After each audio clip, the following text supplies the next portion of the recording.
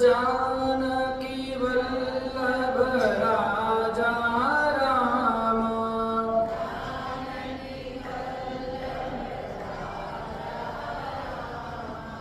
राधा वल्लभ राधे श्याम।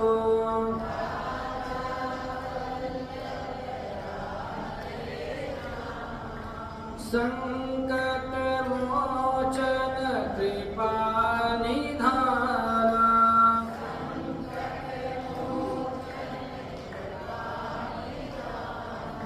संकट मोचन दया निधान।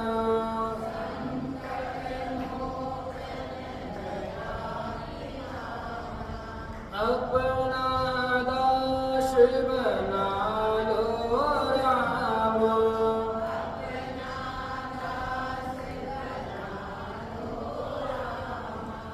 अपना दास बना लो श्याम।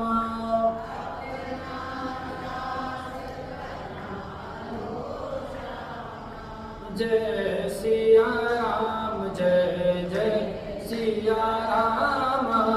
जय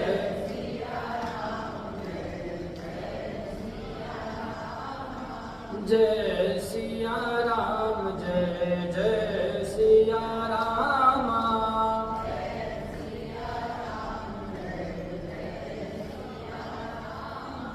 बोलिए सच्चिदानंद भगवान की।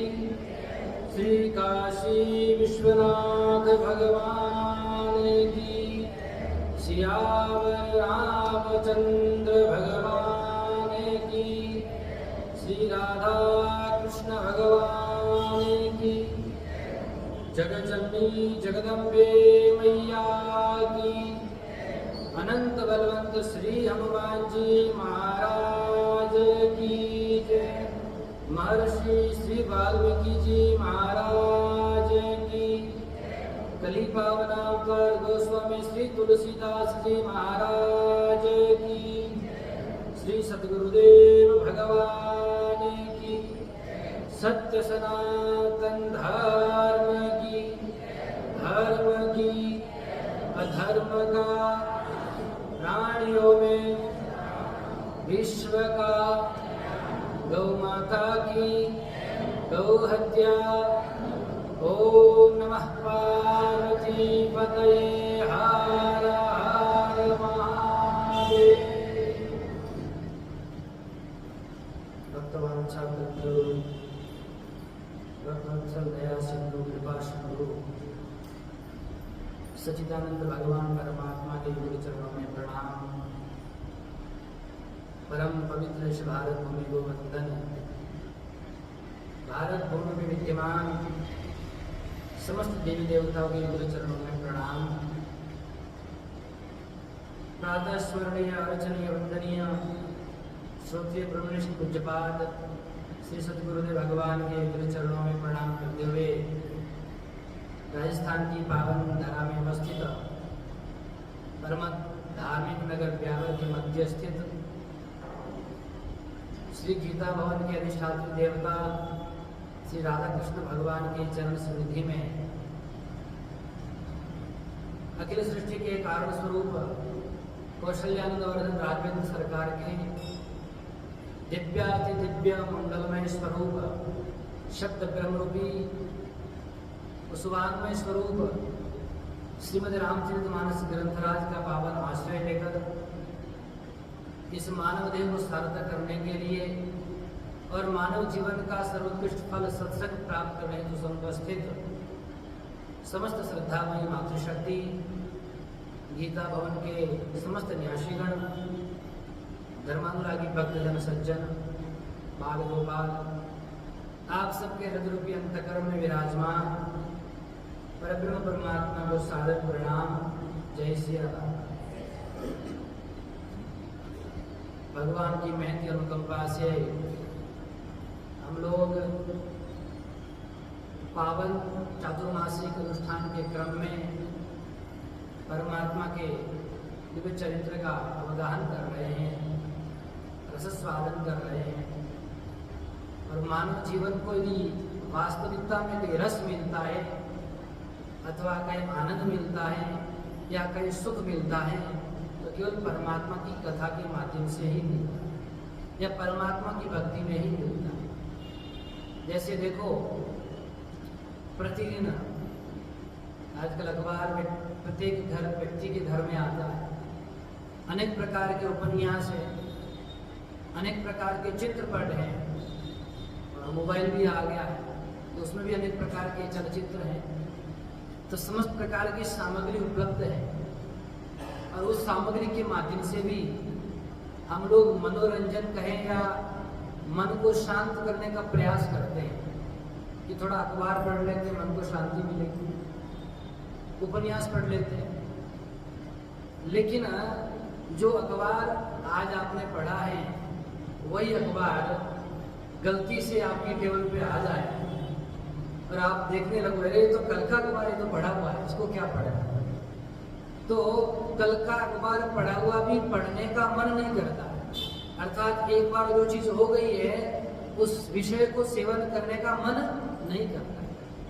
चाहे कोई चलचित्र हो, चाहे कोई न्यूज हो, बड़ी न्यूज कि देश में इस प्रकार की घटना हो गई है, इस प्रकार का बड़ा कार्य हो गया, तो जैसे दिखाते हैं, अरे ये तो हमने देख ली न्यूज, तो ये तो पहले ही पता है। लेकिन भगवान की कथा की दिव्यता देखो, इसकी भव्यता देखो, इसकी विशेषता देखो, इसका आनंद देखो, इसकी नवीनता देखो, और इसकी कितनी पुरानी है। पुरानी होने पर भी, आज की नहीं है, युगों युगों पुरानी कथा होने पर भी हम एक बार नहीं, दो बार नहीं, हजारों हजारों बार सुनते हैं, फिर भी कथा में आनंद ही आनंद आता है। कभी ऐसा नहीं लगता कि कथा पुरानी है। ये भगवान की कथा की विशेषता है। ये परमात्मा की कथा में नवनीन, प्रतिदिन उसमें नवीनता है। पुराण है, पुरानी होने पर भी पुरानी नवीनता भाती, नवीनता के अनुसार हमको लगती कि नवीन कथा है। एक कथा की दिव्यता है, एक कथा का रस है, इसीलिए इसको कहा कथामृत।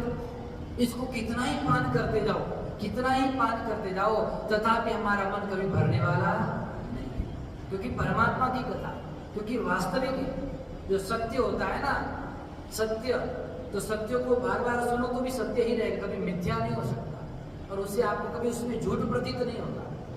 उसी प्रकार परमात्मा की कथा की ये विशेषता है, ये बड़ी दिव्य है, सदैव आनंद देने वाली है, मन को सुख देने वाली है। इसी क्रम में हम लोग श्रवण कर रहे थे, कथा प्रारंभ कल की हम लोगों ने, कि परम पवित्र भाव से तीर्थराज प्रयाग में प्रतिवर्ष माघ मेला लगता है, और मकर राशि में जब सूर्य प्रवेश करता है उस समय परम पवित्र भाव से 1 मास का माघ मेला लगता है। और जब माघ मेला लगता है तो अनंत ऋषि मुनि, यति, योगी, तपस्वी, शतग्रस्त भक्त, संत, सब के सब उस परम पवित्र तीर्थराज प्रयाग में जाकर के अपनी साधना, उपासना, ध्यान इत्यादि संपादित करते हैं। तो अनंत ऋषि मुनि आए हुए थे। तो जो मकर राशि में प्रवेश करता है सूर्य, उसी समय कुंभ मेला लगता है। तो जो पूर्ण होने वाला था यह महीना, सारे ऋषि मुनि अपने अपने स्थान की ओर प्रस्थान कर रहे थे। तो उसी दिव्य प्रयागराज में भरद्वाज मुनि बसहि प्रयागा, भरद्वाज मुनि बसहि प्रयागा। यह भरद्वाज मुनि का विशेषण का अथवा उनके बारे में कहा कि कहाँ निवास करते हैं। तीन ही राम पद अति अनुरागा। देखिए, किसी व्यक्ति के बारे में बताना है तो क्या चीजें बतानी चाहिए, यह भी इस मानस के माध्यम से पता चलता है। उनको ये नहीं कहा कि बड़े मठाधी से या बहुत समय से यहाँ रह रहे, कहा ये भरद्वाज मुनि जी प्रयागराज में रहते हैं, और उपाधि क्या दी, का जिनका ठाकुर जी के चरणों में प्रेम नहीं, अति अनुराग, परमात्मा के चरणों में अति प्रेम है, और तापस समदम, और किस प्रकार का उनका जीवन है, तपस्वी जीवन है, समदम युक्त जीवन है, संयमित जीवन है, और पथ के क्या है, पथिक, ये उनका परिचय दिया। तो सामान्य रूप से यह परिचय ही वास्तविक है। क्यों? हम किसी व्यक्ति का परिचय देते हैं तो क्या लिखते हैं, महाराज जी इनकी 4 फैक्ट्रियां हैं, ये बड़े धनवान हैं, इनकी बड़े बड़े नेताओं तक पहुंच है, इनकी 10 गाड़ियां हैं। तो समाज में इस प्रकार का परिचय देते हैं। लेकिन ये कब तक रहेगी? जब तक ये शरीर रहेगा। जब तक शरीर रहेगा तब तक ये उपाधियां रहेगी, उसके बाद में सारी की सारी उपाधियां नष्ट हो जाएगी। तो वास्तविक उपाधि कौन सी रहने वाली है? का वास्तविक उपाधि तो वही रहने वाली है। यदि कोई आपका परिचय दे, महाराज जी हमारे अध्यक्ष जी बड़े धर्मात्मा हैं, ये माता जी बड़ी भक्तिमती हैं, सदैव भगवान की पूजा अर्चना में लगी रहती हैं, बड़ी साधना में प्रवृत्त है, यही वास्तविक परिचय है। और वो वास्तविक परिचय ही धर्मानुगो गच्छति जीव एक, और यही धर्म हमारे साथ में जाने वाला है, और यही धर्म हमारा वास्तविक परिचय प्रदान करने वाला है। संपत्ति बहुतों के पास में होगी, लेकिन धर्मात्मा कोई कोई होते हैं, परमार्थ पथ की कोई कोई होते हैं। तो उसी प्रकार से भरद्वाज जी महाराज भी ठाकुर जी के चरणों में अत्यंत प्रेम रखने वाले हैं, उनका परिचय दिया। और भरद्वाज जी ने याज्ञवल्क्य जी को रोका, प्रभु आप रुकिए, मुझे आपसे कुछ संवाद करना है, कथा श्रवण करनी है। तो कहा कि ठीक है बताइए। तो बढ़िया से याज्ञवल्क्य ऋषि जी को सुंदर आसन पर बिठाया, सुंदर आसन दिया, उनकी पूजा की विधिवत, और पूजा करने के अनंतर हाथ जोड़ करके कहने लगे, प्रभु मैं कुछ जानता नहीं और मुझे डर लग रहा है कि मैं आपके सामने प्रश्न कैसे करूं। देखो कोई वक्ता होता है जो भगवान की कथा कहने वाला है, तो उसके सामने यदि आप किसी प्रकार से कहीं कथा सुनने जाओ ना, तो कथा सुनने जाओ तो परीक्षा के हेतु से नहीं जाना चाहिए, बस ये इस हिसाब से जाना चाहिए कि परमात्मा की कथा सुनने जा रहा है। सारी की सारी उपाधियां साइड में रख देनी चाहिए। मैं ज्ञानी हूं, मैं बड़ा विद्वान हूं, मैं सब कुछ जानता हूं, यदि ये उपाधियां लेकर के गए तो कथा अंदर प्रवेश करने वाली, फिर केवल आप परीक्षण ही करेंगे। तो भरद्वाज मुनि यहाँ कह रहे हैं, प्रभु मुझे एक संशय तो है, लेकिन उसके साथ में डर भी लग रहा है कि मैं कैसे आपको कहूँ। याज्ञवल्क्य ऋषि कहते हैं आप डरिए मत, आप निर्भय होकर के प्रश्न करिए। तो उन्होंने प्रश्न किया कि आप मुझे ये बताइए, राम कवन प्रभु पूछहु तोई, कहीं पूजाए कृपा निधि। प्रभु आप मुझे बताइए ये ठाकुर जी राम जी कौन है? आप अच्छी प्रकार से मुझे इसका ज्ञान दीजिए, मुझे बोध नहीं है। अब देखो संशय आपको होना चाहिए कि महाराज जिनका ठाकुर जी के चरणों में तेने ये राम पद अति अनुरागा, ये विशेषण दिया कि राम जी के चरणों में अत्यंत प्रेम है, फिर वो कह रहे कि मैं राम जी को नहीं जानता हूँ, ये तो विरोधाभास है। ये कैसी पंक्ति लगेगी महाराज?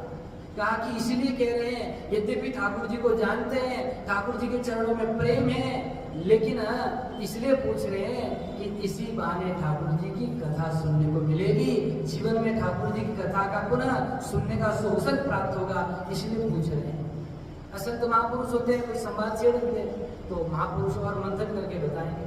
क्या ये वही राम है जो त्रिपुरारी महादेव जी जिनका भजन करते हैं? इन दोनों में मुझे थोड़ा संशय है। याज्ञवल्क्य जी ने सुना तो और कहा कि आपको विस्तार से बताएंगे, शॉर्टकट में बताएगा कि प्रभु जैसे मिटे मोरे भ्रम भारी, कहूं सो कथा नाथ विस्तारी। जिस प्रकार से मेरा भ्रम दूर हो जाए, अब भ्रम कब तक दूर होगा? जब मैं कहूँगा कि हाँ दूर हो गया। इसका मतलब अनंत समय तक मैं कथा सुनना चाहता हूँ भगवान की। तो देखिए महाराज, जीवन में 2 चीजों का ध्यान रखना, एक भोजन और एक भजन। इन दोनों को शॉर्टकट नहीं करना चाहिए, विस्तार से ही करना चाहिए। हाँ, दोनों का क्या शॉर्टकट में काम नहीं होता, बड़े विस्तार से अर्थात आनंद पूर्वक समय निकाल करके करना चाहिए। लोग भोजन तो समय निकाल करके कर लेते हैं, लेकिन भजन में समय बड़ा मुश्किल है। चाहे कितना ही काम हो फिर भी महाराज समय निकाल करके भोजन कर ही लेते हैं, लेकिन भजन का हो तो मतलब महाराज आप जा रहे हो मंदिर में, हमारी तरफ से भगवान को प्रणाम कर देना, ले देखो कहा सतम विहाय भोक्तव्यम सहस्त्रम स्नानम आचरेत। सतम विहाय भोक्तव्यम सहस्त्रम स्नानम आचरेत। लक्ष्यम विहाय दातव्यम और कोटिम विहाय हरिम भजे। देखिए 100 काम छोड़ करके क्या करना चाहिए? भोजन करना चाहिए। 100 काम यदि है छोड़ कर क्या करना चाहिए? पहले भोजन। काम तो हो जाएंगे जब शक्ति रहेगी। और 1000 काम छोड़ करके स्नान करना चाहिए प्रातः काल में। सारे काम छोड़ दो, स्नान करो। और कहा 1 लाख कार्य छोड़ करके दातव्य दान देना चाहिए। कोई आ गया दीन बंधु आपके द्वार पर तो उसको दान देना चाहिए। सारे काम छोड़ दो, क्योंकि बार बार वो द्वार पे आएगा नहीं। भगवान ने न जाने किस रूप में भेजा है, क्या पता भगवान ही साक्षात आए उस रूप में, चाहे गौ माता के रूप में, चाहे किसी पशु के रूप में, चाहे किसी भिक्षुक के रूप में आए। और कोटि करोड़ों काम छोड़ करके भगवान का भजन करना चाहिए। बिना भजन के गति नहीं। तो दोनों काम क्या करना चाहिए? विस्तार से करना चाहिए। भोजन के लिए भी समय पर्याप्त निकालो और भजन के लिए भी समय पर्याप्त निकालो, क्योंकि यही है जो आपके जीवन को, भोजन क्या करेगा? तन को पुष्ट करेगा, तन को बलवान बनाएगा।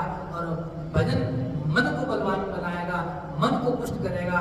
मन को किसी प्रकार से संसार के अनेक प्रकार के झंझावतों के साथ में बिगाड़ेगा नहीं। मन के आत्मबल को नहीं गिराएगा भजन। जिस व्यक्ति का भजन होता है व्यक्ति बलवान। भरद्वाज मुनि ने कहा प्रभु जैसे मेरा ब्रह्म बेटे उस प्रकार से विस्तार से कहिए। याज्ञवल्क्य ऋषि कह रहे हैं देखिए भरद्वाज जी, मैं समझ गया कि आप भगवान ठाकुर जी के तो परम भक्त हैं, आपकी भक्ति परम बलवान है। राम भगत तुम मन क्रम बानी, चतुराई तुम्हारी में जानी। मैं समझ गया हूँ आप बड़े चतुर हैं। कैसे चतुर हैं कि चारु सुने राम गुण बूढ़ा, कि नहीं प्रसन्न मनोमति मूढ़ा। आप वास्तविक में आपने अत्यंत मूढ़ प्रश्न किया है, अर्थात मूढ़ होकर के प्रश्न किया है। क्यों? क्योंकि रामचंद्र जी के चरित्र को गूढ़ रूप से जानना चाहते हैं, उसके छुपे हुए रहस्य को जानना चाहते हैं, इसलिए मूढ़ होकर के प्रश्न कर रहे हैं। इस प्रकार याज्ञवल्क्य जी ने कहा ठीक है मैं आपको कथा सुनाता हूँ। सुनिए कथा। जिस प्रकार का संशय आपको हुआ है उसी प्रकार का संशय जगत जननी सती माता को भी हुआ था। तो उनका संशय कैसे उत्पन्न हुआ और संशय का क्षरण कैसे हुआ उसकी कथा को सुनिए। देखिए सबसे पहले कथा जो है ना ये किसने सुनाई? ये सर्वप्रथम इस पृथ्वी पर कथा मैंने आपको बताया रची महेश निज मानस रागा। भगवान शिव ने ही इस कथा को दिव्य प्रकार से क्या कराया है?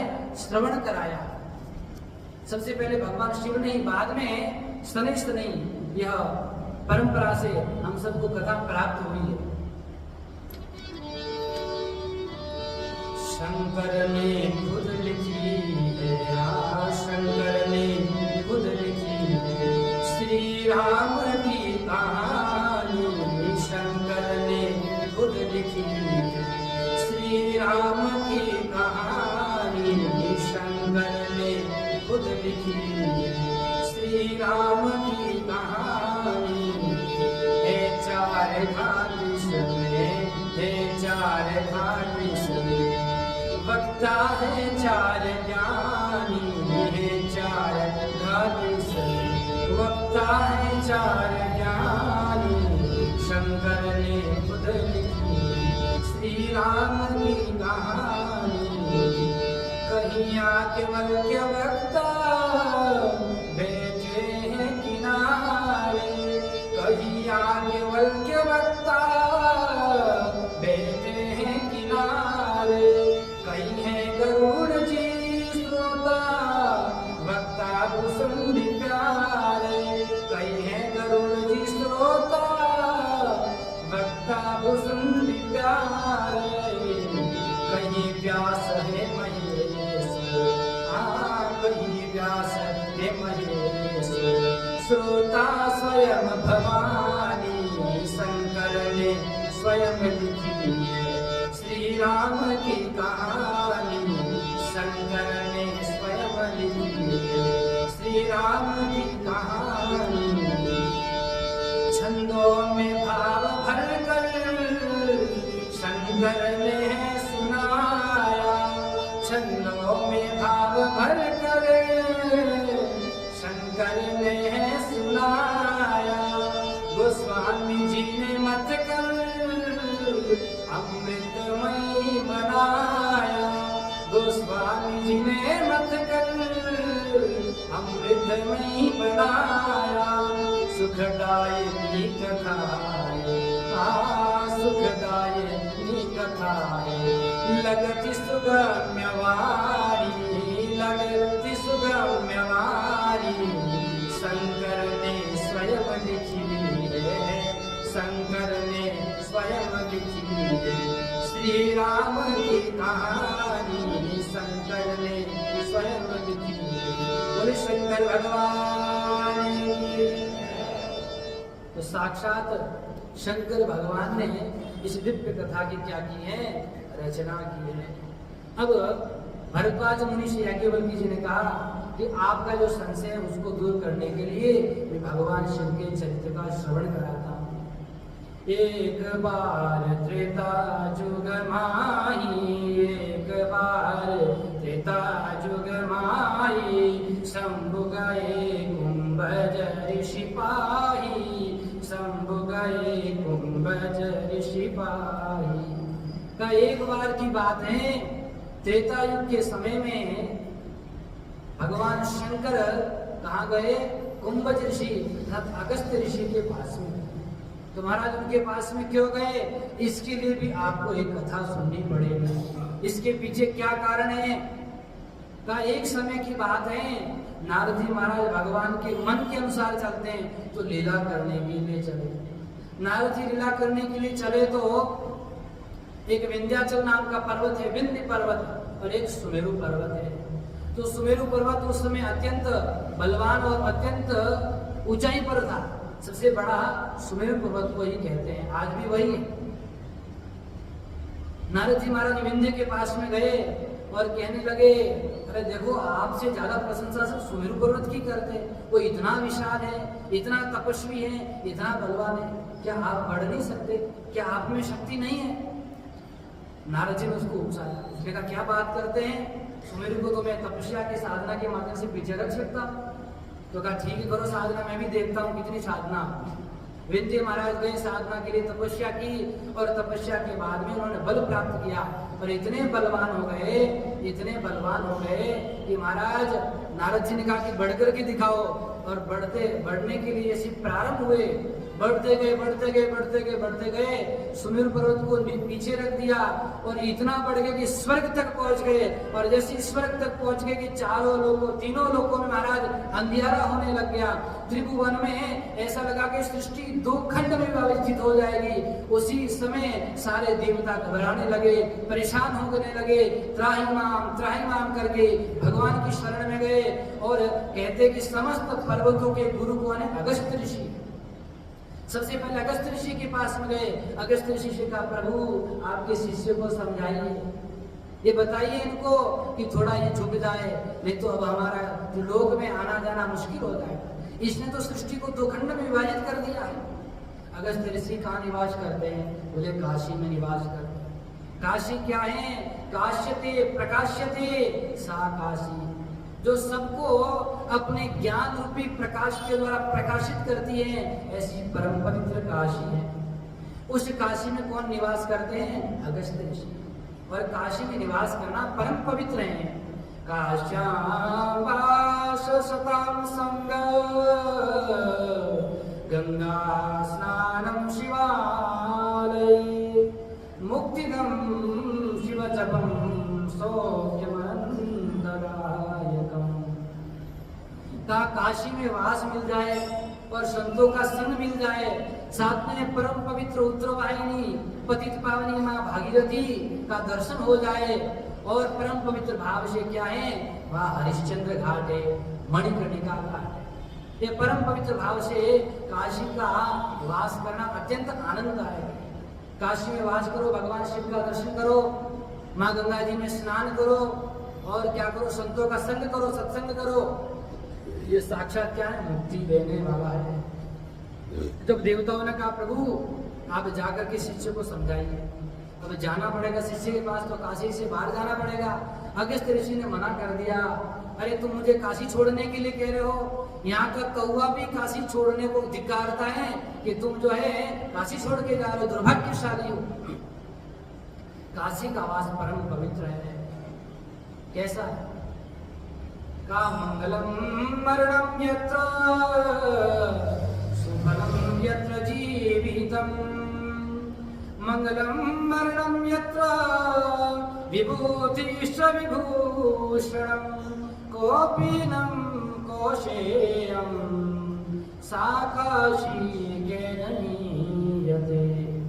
काशी की बड़ी अद्भुत महिमा कही, कहा जहाँ पर मरना भी मंगल है और जहाँ पर जीना भी मंगल है। और यहाँ तक कहा कि काशी की जो साक्षात भस्म है वह क्या है? विभूषण है। शमशान घाट में जाकर के लोग वहीं साधना करते, उपासना करते हैं। लोगों का मरना भी वहां पर क्या है? आनंददायक है, क्योंकि मरने वाले प्रत्येक प्राणी को भगवान शिव तारक मंत्र दे करके उसको मुक्ति प्रदान करते हैं। इसलिए मैं काशी का परित्याग करने वाला हूँ। ये परम पवित्र काशी है। मंगलम मरणम यत्र विभूतिश्च विभूषणम।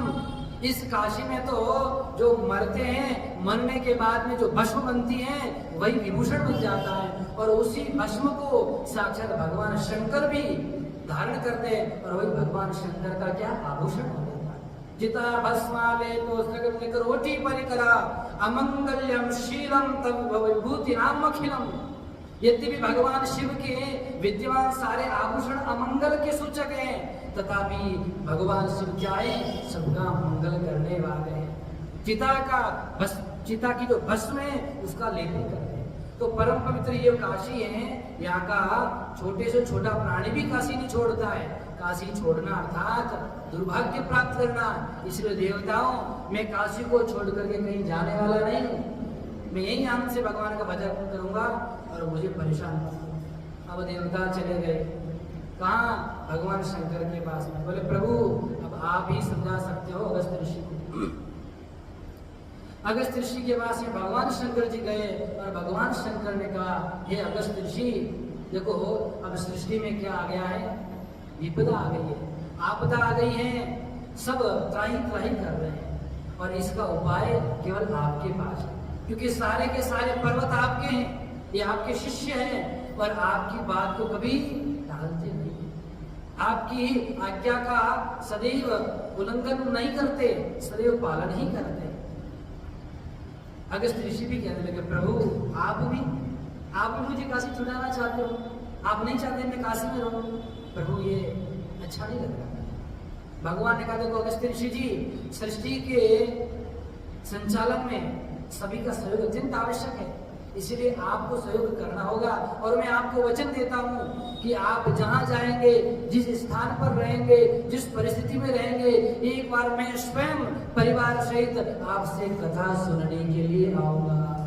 ये भगवान शंकर ने अगस्त्य ऋषि को उस समय वचन दिया था, और उसी वचन के अनुसार भगवान शंकर जाते हैं। जब भगवान शंकर ने वचन दिया तब जाकर के अगस्त्य ऋषि गए, और उन्होंने, आप जानते हो प्रयागराज के आसपास में विंध्यवासिनी माता जी भी विराजमान है, तो विंध्य पर्वत वहां से प्रारंभ होता है और रीवा इत्यादि वहां तक पूरी इसकी सीमा है। तो इतना बढ़ गया था, जैसे अगस्त्य ऋषि गए वहां, अगस्त्य ऋषि किसी जाते ही विंध्य पर्वत ने प्रणाम किया, दंडवत प्रणाम किया, और जैसी झुका उसी समय उस विंध्य ने कहा, गुरुदेव आज्ञा करिए।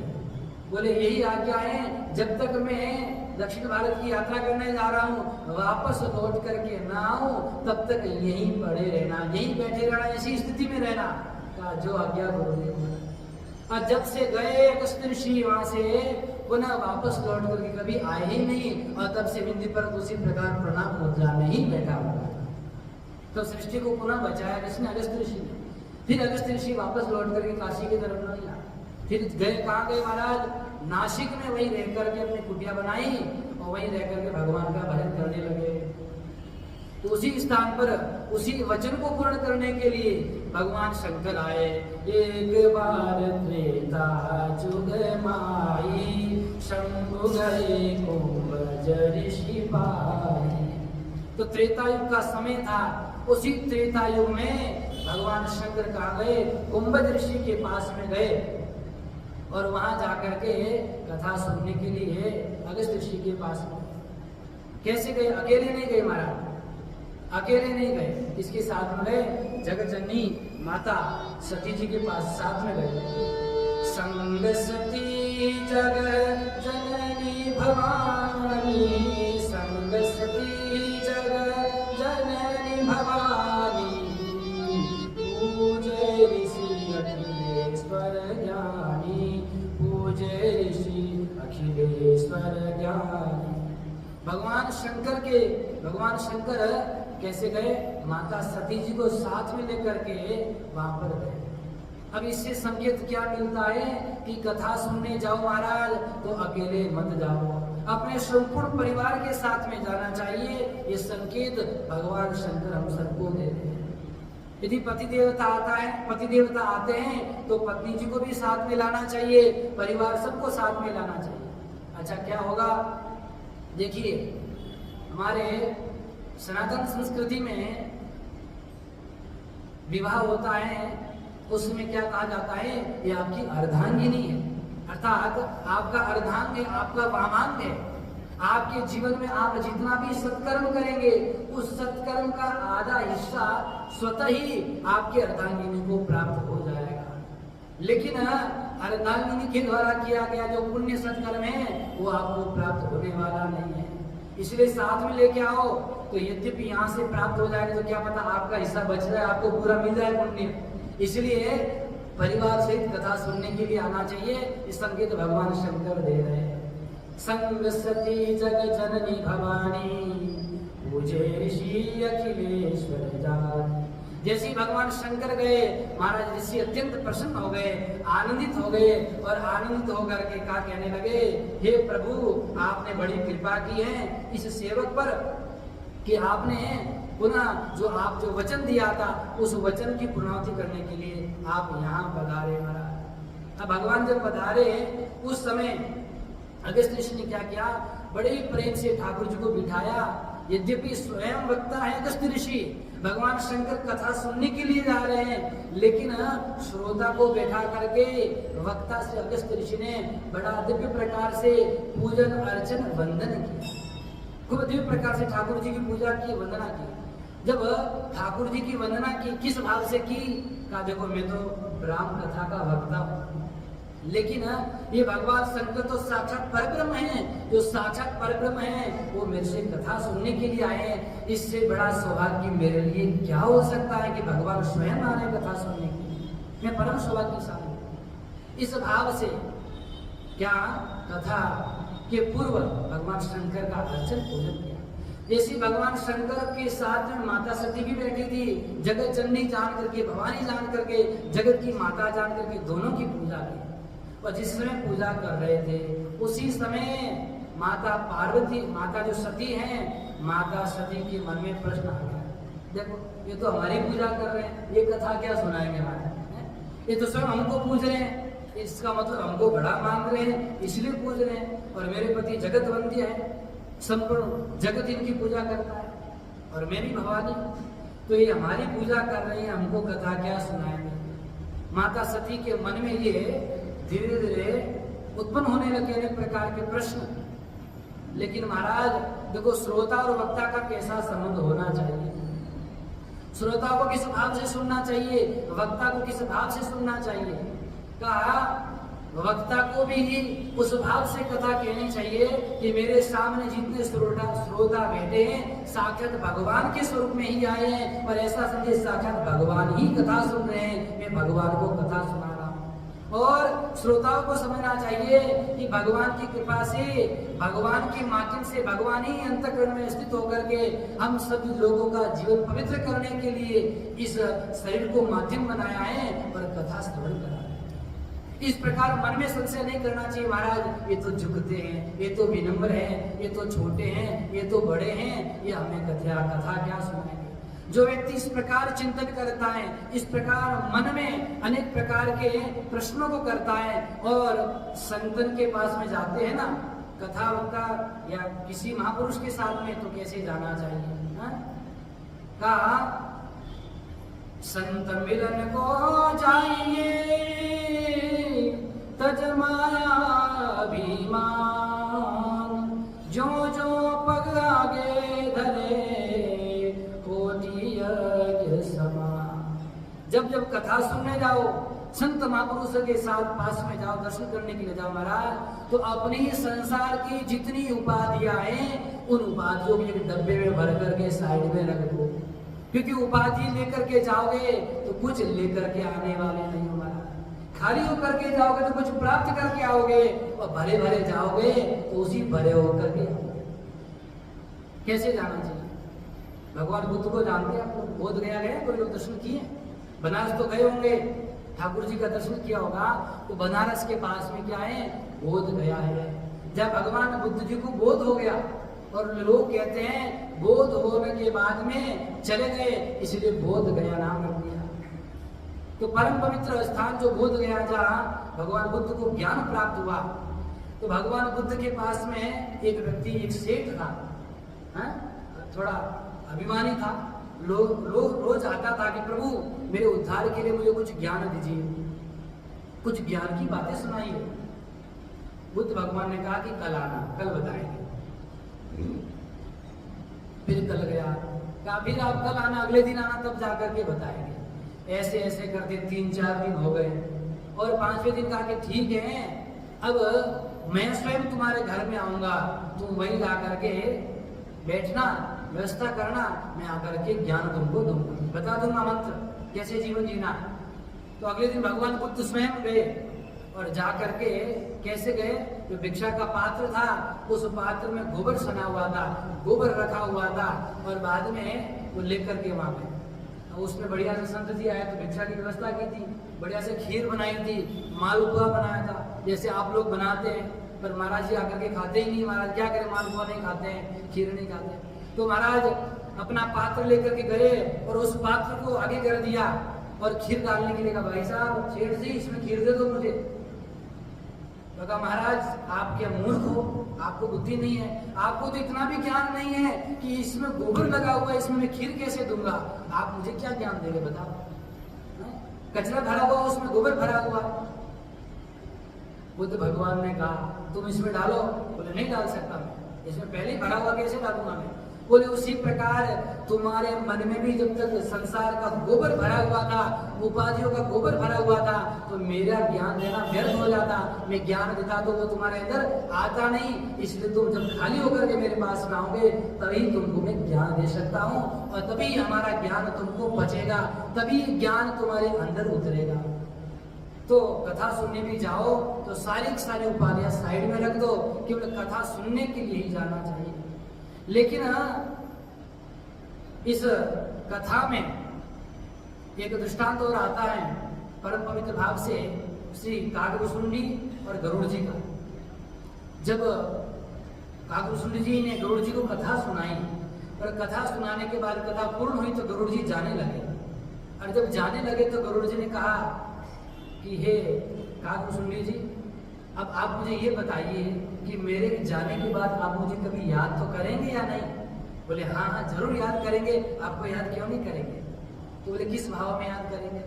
बोले इस भाव में याद करूंगा कि सबसे पक्षियों में सर्वश्रेष्ठ ठाकुर जी का वाहन गरुड़ जी भी मुझ निम्न कोटि के कौवा पक्षी के पास में भगवान की कथा सुनने के लिए आया है, तो इससे मेरा तो बहुत बड़ा सौभाग्य है, इस भाव में याद करूंगा।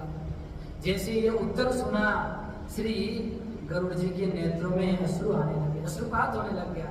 अरे नहीं प्रभु ऐसा मत, इस प्रकार से याद मत करना। तो बोले कैसे याद करे?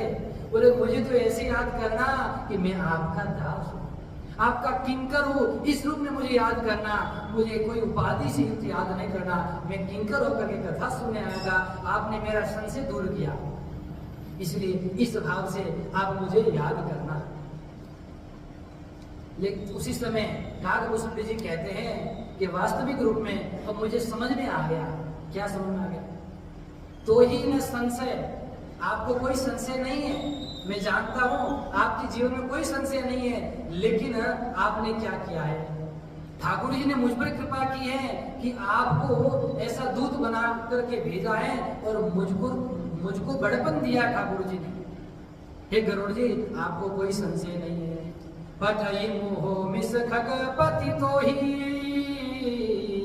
रघुपति दीनी बड़ाई मोई। ये मैं ऐसा समझता हूँ, भगवान ने मुझे बड़ा करने के लिए, मुझे संसार में बड़ी उपाधि देने के लिए साक्षात आपको भेजा है। ये भगवान की कृपा मुझ पर है। इसीलिए उसी समय माता पार्वती, माता जो जगतजननी सती जी हैं, वे भी क्या कर रही हैं, मन में अनेक प्रकार के प्रश्नों को उत्पन्न कर रही हैं कि ये कथा क्या सुनाएंगे, ये तो हमारी पूजा करने वाले हैं। लेकिन भगवान शंकर शांति से बैठ करके दिव्य प्रकार से अगस्त्य ऋषि को देख रहे हैं कि कैसे वक्ता है, इस श्रोता की पूजा कर रहे हैं। भगवान ने भी मन ही मन प्रणाम किया और प्रणाम करने के अंतर बड़ो दिव्य प्रकार से श्री अगस्त्य ऋषि ने कथा श्रवण कराना प्रारंभ किया। बहुत दिव्य प्रकार से कथा सुनाई और कथा संपूर्ण पूर्ण हुई। लेकिन पूर्ण कथा होने के अंतराल में माता सती जी ने कथा को 1% भी नहीं सुना, क्योंकि उनमें अभिमान, मन में उपाधि आ गई थी, ये क्या सुनाएंगे। देखो, एक बात आपको कहें, किसी व्यक्ति के प्रति गारंटी पत्र, प्रमाण पत्र मत बनाओ, या किसी व्यक्ति की गारंटी मत लो आप जीवन में। कैसे? किसी व्यक्ति को देख करके हम उसका क्या करते हैं, प्रमाण पत्र बना देते हैं। उसके एक दो दृश्य को या एक दो चरित्र को देख करके कहते हैं, हाँ हम तो इसको तो जानते हैं। कैसा है इसका जवाब? ये ज्यादा ज्ञानी नहीं है, इस प्रकार का ही है। उस प्रकार माता सती ने भी क्या बना दिया, प्रमाण पत्र बना दिया। ये क्या कथा सुनाएंगे, ये तो स्वयं हमारी पूजा कर रहे हैं। तो भगवान शंकर ने जब संपूर्ण कथा हुई तो यहाँ कहा कि कथा मुनिवर्ज बखानी। मुनिवर्ज ने कथा तो कही, लेकिन किसने सुनी? सुनी महेश परम सुख मानी, सुनी महेश परम सुख मानी।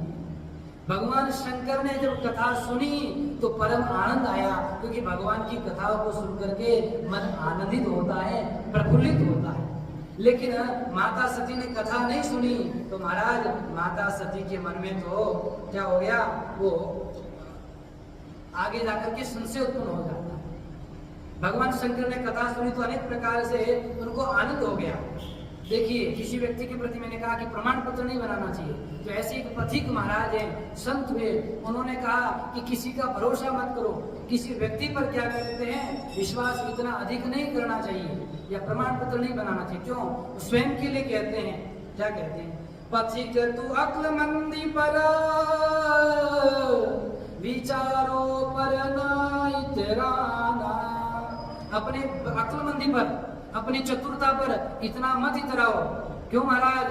क्योंकि कब कहाँ किस दिन कैसे, कब कहाँ और कैसे क्या आपका मन बिगड़ जाए या जीवन बिगड़ जाए, विचारों का क्या भरोसा।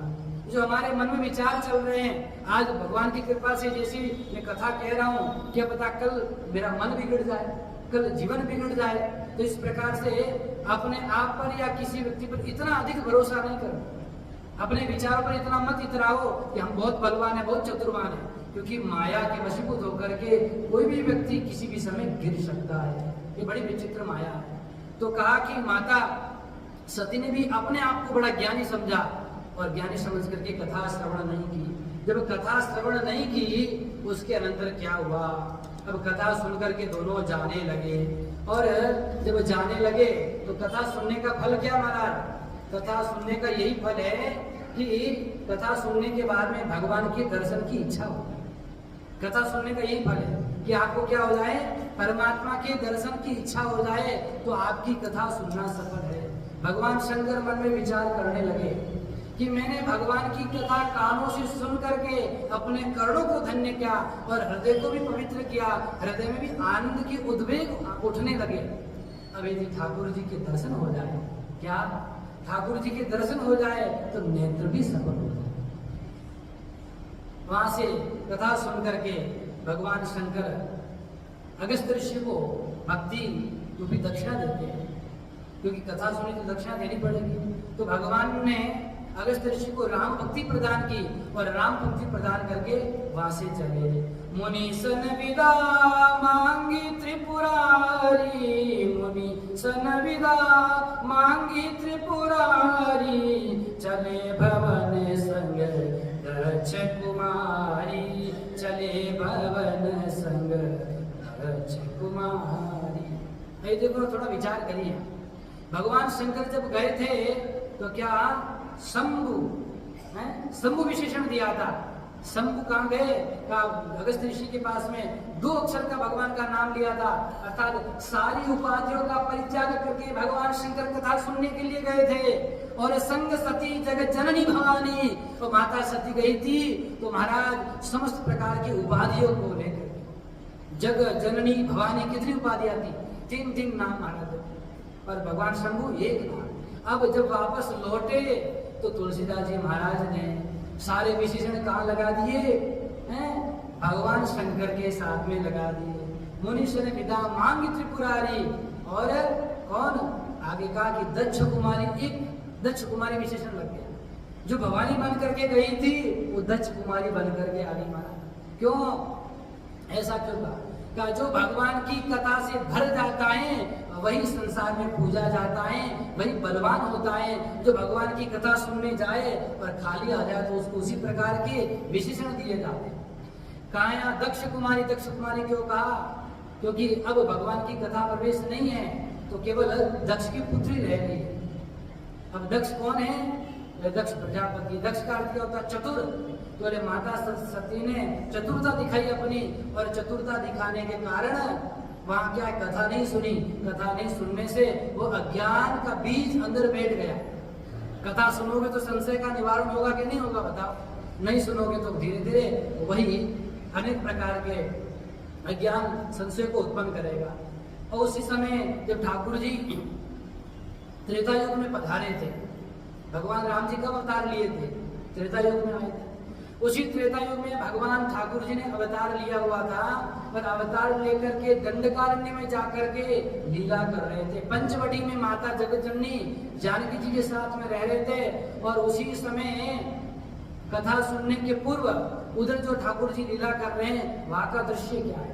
वहां रावण आकर के माता सीता जी की छाया धारण करके ले जाता है, क्योंकि रामचंद्र जी ने माता सीता जी को पहले ही अग्नि को दे दिया था।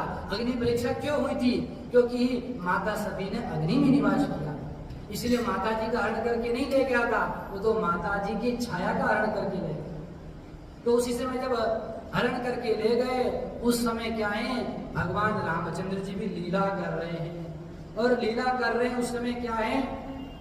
ऐसी दिव्य लीला कर रहे हैं। पंचवटी में दर दर जा रहे हैं, एक एक व्यक्ति को पूछ रहे हैं कि हे वृक्ष, हे लता, हे फूल, हे पशु पंक्षियों, आप ये बताओ कि आपने मेरी मृगनयनी सीता को देखा है? आप कृपया करके हमें बताइए। अच्छा, ठाकुर जी उस विरह वेदना में इतने व्याकुल हो गए कि अपने आप को ही भूल गए। ऐसा प्रसंग आता है अध्यात्म रामायण इत्यादि में कि ठाकुर जी लक्ष्मण से कहते हैं, हे लक्ष्मण, मैं कौन हूँ, तुम कौन हो, और हम दोनों यहाँ क्या कर रहे हैं, हम किसके पुत्र हैं? इतने लीला में व्याकुल हो गए, वियोग में, विरह में इतने अपने आप को ही भूल गए। इस प्रकार से ठाकुर जी लीला कर रहे हैं। जैसी अब थोड़ा देखो दृष्टि का अवलोकन करिए। इधर से भगवान शंकर कथा सुन करके जा रहे हैं। भगवान शंकर कथा सुनने कहाँ गए? नासिक में, अगस्त ऋषि के आश्रम में, वहां पर। और उधर ही पंचवटी है, पंचवटी में उधर माता जानकी जी का हरण हो गया। और कथा सुन करके भगवान शंकर किस तरफ जा रहे हैं? कैलाश की तरफ जा रहे हैं, उत्तर दिशा की ओर प्रस्थान करेंगे। और भगवान रामचंद्र जी किस तरफ है? दूसरी तरफ में, दूसरी दिशा में। और महाराज कथा सुन करके भी जाए तो दर्शन कैसे होगा? दर्शन होना बड़ा मुश्किल है, कठिन है। तो भगवान रामचंद्र जी वहां लीला कर रहे हैं, और लीला में इतने व्याकुल हो गए कि रो भी रहे हैं, परेशान भी हैं। और सामान्य जड़ चेतन से पूछ रहे हैं कि आपने मेरी सीता को देखा? हे खग मृग, हे मधुकर श्रेणी, हे खग मृग हे मधुकर श्रेणी, तुम देखी सीता मृग नेनी, तुम देखी सीता मृग नेनी। सबसे पूछ रहे हैं, खग से, मृग से, पशु पक्षियों से, यहाँ तक कि सारे के सारे जो जड़ चेतन वृक्ष हैं उनसे भी कह रहे हैं, रे वृक्षा पर्वतस्था गिरिगण लता, वायुना विजमाना, रामोऽहं व्याकुलात्मा दशरथ तनयः, शोक शुक्रेण दग्धः, बिंबोष्ठी चारु नेत्रिषु विपुल जगना, बद्ध नागेंद्र कांची, हा सीता केन नीता, मम हृदय गता को भगवान केन दृष्टा। रो करके कह रहे हैं, हे वृक्ष, हे लता, हे पशु पंक्षियों, हे गिरिगहन पर्वत, आपने क्या मेरी सीता को देखा? मैं राम हूं, मैं दशरथ का पुत्र हूं, क्या आपने मेरी अर्धांगिनी, मेरी प्राण वल्लभा, मेरी प्राणेश्वरी जानकी को देखा है? इस प्रकार से करुण क्रंदन से युक्त होकर के ठाकुर जी विलाप कर रहे हैं। अब ठाकुर जी ने कैसी लीला की कि इधर तो भगवान शंकर के मन में इच्छा हो गई कि मैं ठाकुर जी का दर्शन कैसे करूं, मुझे भोले बाबा का दर्शन कैसे होगा। अब दर्शन की इच्छा हो गई। अब उसी दृश्य में जब रामचंद्र जी इधर लीला कर रहे हैं, रामचंद्र जी को याद आया और रामचंद्र जी ने देखा ध्यान लगा करके कि भोले बाबा मेरा दर्शन करना चाहते हैं। यद्यपि विपरीत दिशा में दोनों जा रहे हैं, दोनों का मिलना मुश्किल है, लेकिन भोले बाबा दर्शन करना चाहते हैं, तो चलो इसी दशा में मैं भोले बाबा को दर्शन दे देता हूँ। तो इसीलिए कहा, प्रबल प्रेम के पाले पड़कर, प्रबल प्रेम के पाले पड़कर, प्रभु को नियम बदलते देखा, प्रभु को नियम बदलते देखा। अपना मान टले टल जाए, अपना मान टले टल जाए, भक्त का मान टलते देखा। ये ठाकुर जी की विशेषता है कि यद्यपि विपरीत दिशा में जा रहे तथापि लक्ष्मण को इशारा किया, लक्ष्मण चलो देखते हैं, शायद इस दिशा में जानकी जी गई हो। तो उस दिशा का संकेत करते हुए उस दिशा में ठाकुर जी गए तो भोले बाबा को ऊपर से दर्शन हो गया। उसी समय भोले बाबा ने देखा, शंभु समयते ही राम ही देखा, शंभु समयते ही राम ही देखा, उपजा ही अति हर्षु विशेषा, उपजा अति हर्षु विशेषा। जय सिया राम, जय जय सिया राम, जय सिया भरी लोचन छवि सिंधु निहारी, कुसमय जानी न कीन बिचारी। जय सिया राम, जय जय सिया राम। भगवान शंकर ने जैसे ऊपर से देखा महाराज, देखते ही भोलेनाथ का मन अत्यंत पुलकित हो गया, आनंदित हो गया और ठाकुर जी को देख करके अपने आप को धन्य समझने लगे। धन्य है प्रभु, धन्य है, आप इतनी लीला कर रहे हैं लेकिन फिर भी हमारा ध्यान है कि हम दर्शन करना चाहते हैं। उस लीला में भी आपने हमें दर्शन दिया और देख करके अत्यंत आनंदित हो गए। अब उनका हृदय आनंद से भर गया महाराज। लेकिन अब आनंद से हृदय भर गया, भरने के बाद जब कोई अपना प्रेमी मिल जाता है ना, तो बताओ मिलने की इच्छा करते कि नहीं करते? दूर से देख करके मन प्रसन्न थोड़ी होता है, मन करता है जाकर के मिल ले, उनसे कुछ संवाद करो। लेकिन कुछ समय जानी, अच्छे समय अच्छा समय न जानकर, कुछ समय क्यों? क्योंकि इस समय ठाकुर जी लीला कर रहे हैं और जब लीला कर रहे हैं तो लीला के समय जाना अच्छी बात नहीं है। उसी लीला का जो है आनंद जो है वो थोड़ा कम हो जाएगा। लीला करने के ठाकुर जी को तो दूर से ही प्रणाम किया आनंदित होकर। अब देखो महाराज, एक मन में प्रश्न होता है कि अपना कोई प्रेमी हो, कोई मित्र हो और कोई रो रहा हो तो अपने को रोना आएगा कि नहीं आएगा? इस प्रकार से ठाकुर जी विलाप कर रहे हैं तो रोना आना चाहिए, लेकिन भगवान शंकर हंस रहे हैं, मुस्कुरा रहे हैं। क्यों मुस्कुरा रहे हैं? क्या कारण है महाराज? इसके दो कारण है।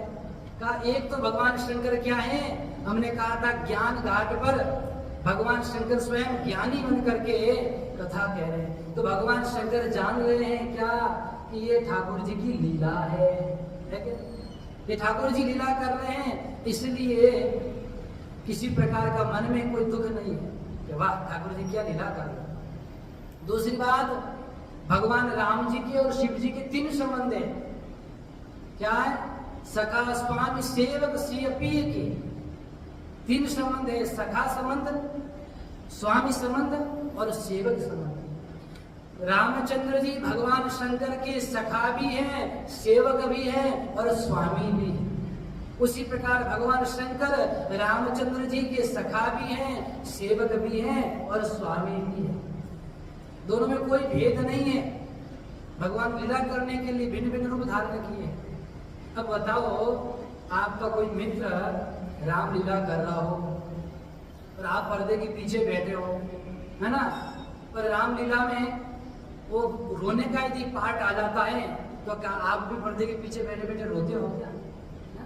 या बहुत सुंदर प्रकार से वो रोने का पार्ट करता है और जोर जोर से रोता है, जनता तो सब क्या कहते हैं ना, रोने लग जाती है, ठाकुर जी का आकर्षण हो रहा है। लेकिन पीछे बैठा हुआ जो मित्र है वो कहता है, वो मुस्कुराता है, मेरा मित्र कितना सुंदर पार्ट कर रहा है, सारी जनता को व्याकुल कर दिया, सारी जनता भाव विभोर हो गई।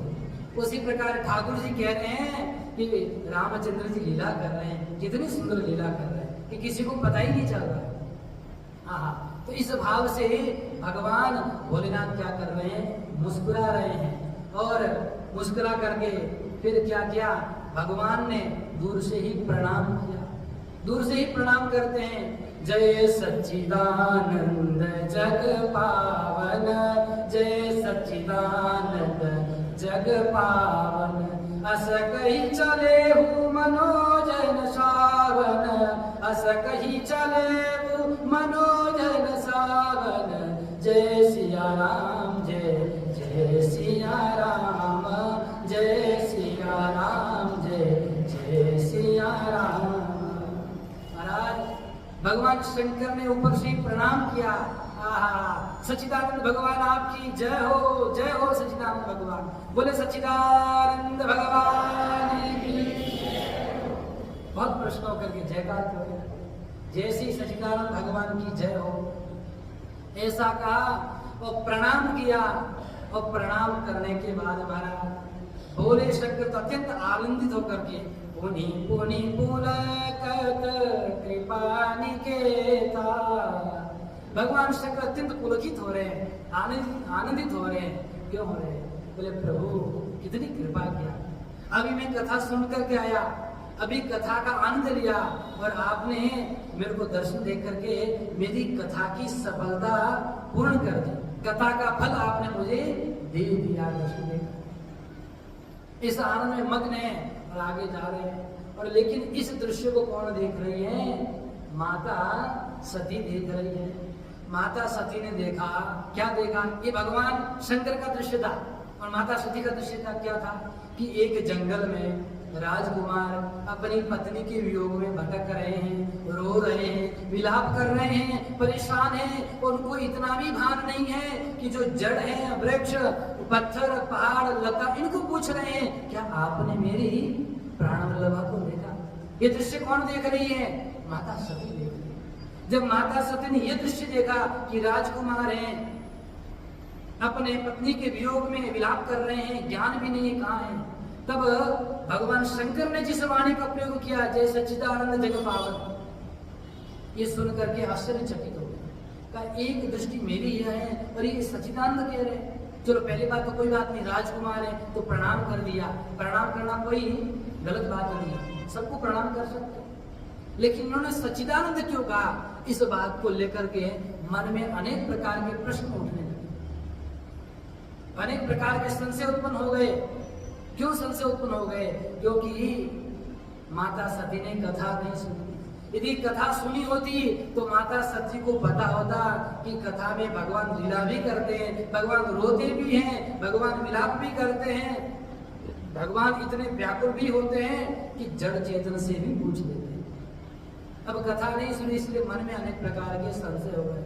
अब कैसे संशय हुआ, क्या क्या संशय हुआ, भगवान शंकर कैसे समझाते हैं, संशय का निवारण कैसे होगा, उसको हम क्या करेंगे, कल श्रवण करेंगे। तो आइए थोड़ा भगवान का नाम स्मरण कर लेते हैं। श्री राम जय राम जय जय राम, श्री राम जय राम जय जय राम, श्री राम जय राम जय जय राम, श्री राम जय राम जय जय राम, श्री राम जय राम जय जय राम, श्री राम जय राम जय जय राम, श्री राम जय राम जय जय राम। बोले सच्चिदानंद भगवान की, सियावर रामचंद्र भगवान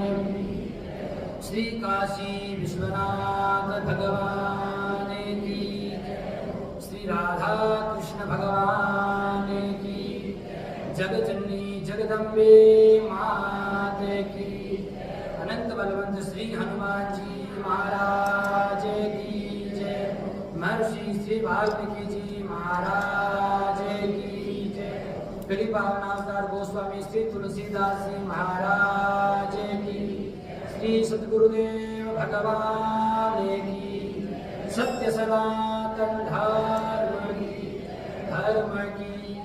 अधर्म का प्राणियों में विश्व का, गौ माता की गौ हत्या। ओम नमः पार्वती पतये